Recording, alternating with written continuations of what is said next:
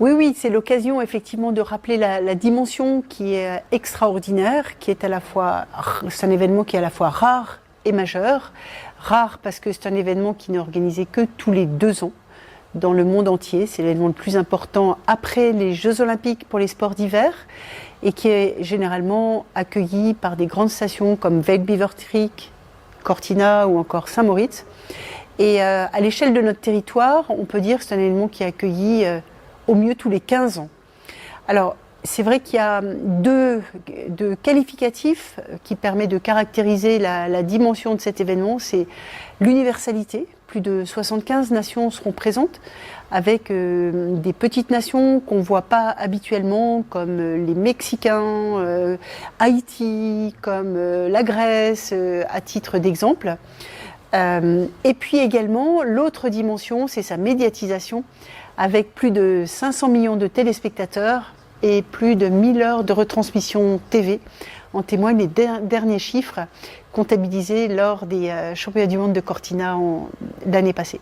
C'est un énorme coup de projecteur sur le territoire. Qu'est-ce qu'on peut attendre comme retombée économique derrière dans les prochaines années?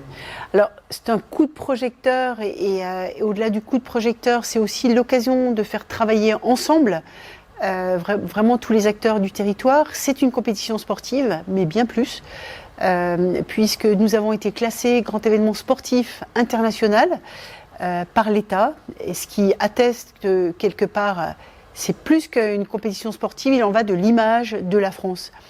Et l'idée, véritablement, c'est d'en faire un événement vitrine qui permet quelque part de valoriser les atouts de la montagne française.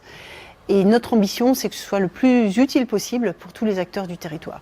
On attend les skieurs français et françaises sur le podium? Effectivement, on sait l'importance quelque part de la résonance que peuvent avoir les victoires françaises sur l'événement. Et puis, quand on voit la motivation des skieurs français pour avoir parlé avec eux à l'occasion des finales de la Coupe du Monde, ils ont eu tellement de plaisir de courir les finales à la maison, et on voit quelque part la réussite que cela a apporté à Tessa, qui a emporté le globe de cristal le dernier jour à Méribel. Et quand on voit le bonheur quelque part qu'ils ont à courir à la maison et qu'ils nous redisent qu'ils sont tellement contents d'avoir l'opportunité de courir des championnats du monde à la maison, donc on a beaucoup d'espoir.